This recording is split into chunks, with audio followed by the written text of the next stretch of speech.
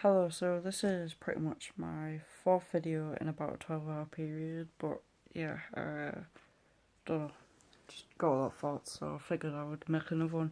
I'm gonna try and explain the importance of literature, or at least try to explore ideas about the importance of literature. Why do we read fiction? Why do we like books? Is it just an innate part of being human that we are drawn towards stories and storytelling? And I don't think there's a necessarily a straightforward answer to this, but I guess we could try and figure them out. And I think I'm gonna start off by saying that when you're reading a book, it's like you're experiencing a way of life which is perhaps possible in the world, and that doesn't necessarily mean that if you're reading a science fiction book that the actual events within that book are possible within the world, because they're most likely not. It's not that there's most likely not going to be an alien invasion whereby we're all in space and we're going through space warfare. That's highly unlikely. However, the narrative within the story, I guess you would call it the archetype, is usually prevalent across many books, and it's just acted out in different ways depending on, say, the genre of the book, and that determines the way in which the series of events are carried out. But a lot of the time, it's the underpinning narrative of which there are um the underpinning narrative of a story is usually coherent across many stories, but it's just the details which change. So I think when you say fiction, you think, oh well, it's not real. But I would sort of have to dispute that, because like I didn't start properly reading until I was about 18 years old. So I started reading maybe like a year ago, and more prolifically recently. And well, I just didn't think books had value. I thought, well, it's better just to watch a film, and you can probably derive the same archetypal value from watching movies and things like that. But it's when you're reading a book, you get it in a lot more detail. So it's almost more like you're experiencing it as well. Like I don't know. I guess this is relevant. So what I find is when I'm reading a book, and I'm really into the book, it's like you get the pictures in your mind, like your imagination just creates it. It's like, yeah, you're looking at the words on the page, but that's not necessarily all you're experiencing. You're not experiencing paper and words. You're experiencing images that arise in your mind as you're reading the words from the paper. And I guess that's what you get when you're concentrating on the book. Like, I've had this experience where I've been going through a book, and my mind and my heart hasn't been where the characters are at in the story, and I'm just looking at words and it's not meaning anything to me, and I hate that feeling. But the thing is, you get that with anything when you're not focused. You get it with films, you get it with anything in life that you're experiencing, and you're not putting your all into it.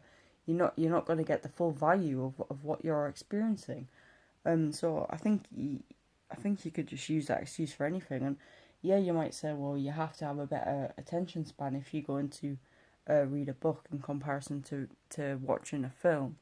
But that's your problem and not necessarily the issue with the book.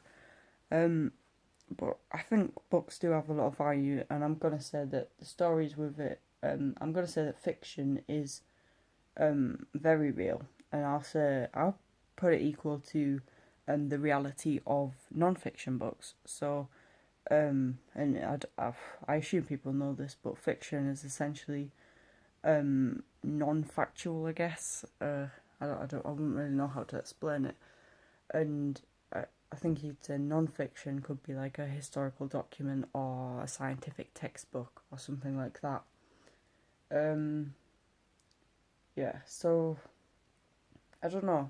I find that fiction books display ways of life, and when you read those sorts of books, it's like you're almost able to live, I guess, lead a double life. So you live your life, but then you're able to live the life from the perspective of somebody else, and you're able to do that in great detail depending on how much thought you put into what you're reading. And I think this can really expand your perspective on life, and let you figure out who you are. Like, because as you're reading, you might be able to identify with the characters. You might be able to say, okay, well, I've seen that in my life, or at least I could see that in my life if I perhaps shifted my perspective, and that could perhaps make my life better. And if I did what this character did, then that would make my life worse. So I think you can get to know a lot about humanity from listening to stories or reading stories and books, and I think that's a great thing, and I think that's possibly one of the purposes of stories, because we've used storytelling throughout history, and I think that's almost undeniable if you look at the mythological history of humanity. Like, you've got Norse and Greek and all of these different mythological stories which have played a big part in different cultures throughout history, and people have, I guess, perceived mythology to be true to an extent, which, I would say that it is true to an extent if you're gonna argue about the archetypal value of it, because the archetypes are debatably true because they do seem to describe something about reality. And when I talk about archetypes, I'm talking about I'm making a reference to the work of Carl Jung, who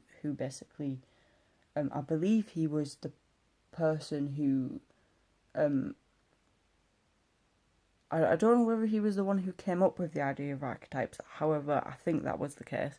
But if he wasn't, I believe he was the person who familiarized the public with archetypes. But that's not to say that he invented them. I think what he did was pin a label to something which has existed for millions of years, and I don't quite know the evolutionary history of humanity in great depth, but he definitely didn't necessarily invent the archetype. He just invented the label of archetype, I think. I don't know.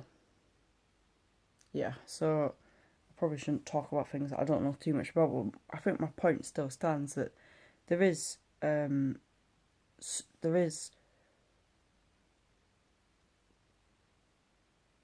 coherency within the narratives of different stories, which links to other stories, and we seem to be able to relate to those stories in many ways, and we can also find common themes within books which are seemingly not related in any way whatsoever. It's until you really start to look at the details and look at the what's actually going on in the story, that almost the metaphysical underpinning of what's actually happening behind the surface of the actions of the characters, that you actually are able to, I guess, derive or figure out what the archetype is. And the archetype is pretty much embedded in the story. It's inescapable almost. Like, I guess an archetype is like an ideal way of acting or something like that, or at least that's the way it's acted out. But I think the archetype goes deeper than acting, but it's only really manifested within action. So it's like you can describe an archetype, but it's hard to describe an archetype outside of the realm of action, because it is essentially a way of acting in the world, but it's like the ultimate way of acting in the world in some ways anyway. I guess you could say that I think it's William Campbell who formulated the idea of the hero journey, which again he just pinned the label to something which has been around for tens of thousands of centuries, I think. Again, dates not my strong point, but yeah, he gave the label to the hero's journey, which is a common theme within mythology, and it's like Jordan Peterson's idea of going out and slaying the dragon. It's a common archetypal theme, but it would be hard to explain that theme without actually going into the realm of action. And to go into the realm of action, you either have to go into the realm of film or fiction, and that's how you are able to explain or derive the archetype. And yeah, so I'm going to say that stories do have a lot of value. They do have a lot of truth value, I'm going to say as well. And this sort of links to the truth debate between Sam Harris and Jordan Peterson. Now I see where Jordan Peterson's coming from with his ideas about truth being pragmatic of sorts, because because of the archetypal value that they hold. And you can't say that that's not true, because to say that something's not true, it almost devalues it. And when something's devalued, it's not important to us. But I think these archetypes clearly are important to us, because they're inescapable, and they're almost necessary for us to be living functional lives.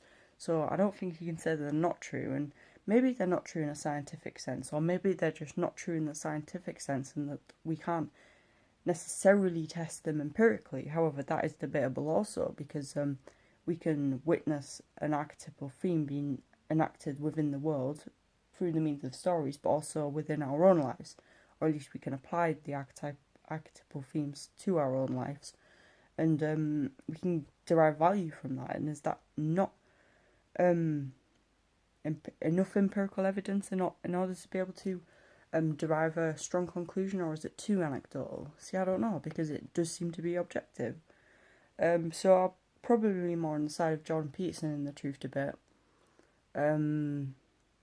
Yeah, like, people have argued that Jordan Peterson is essentially changing the definition of truth from what should just be a scientific truth.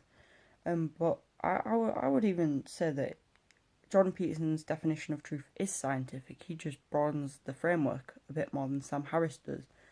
And I would also say that it was from the Enlightenment period that the definition was truth was changed.